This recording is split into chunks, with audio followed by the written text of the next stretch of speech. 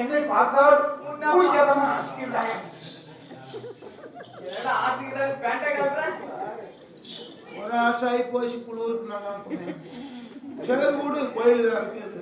உன்னை பார்த்த உடனே உன் நெஞ்சல பார்த்த உடனே பகடா பகடா நெஞ்சி பார்த்த உடனே என்ன ஆகுது தெரியுமா? என்ன மாத்தம் அப்படியே அரிக்குது.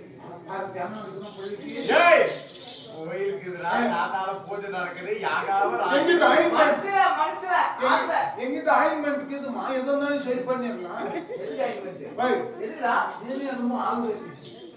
சொல்லிட்டா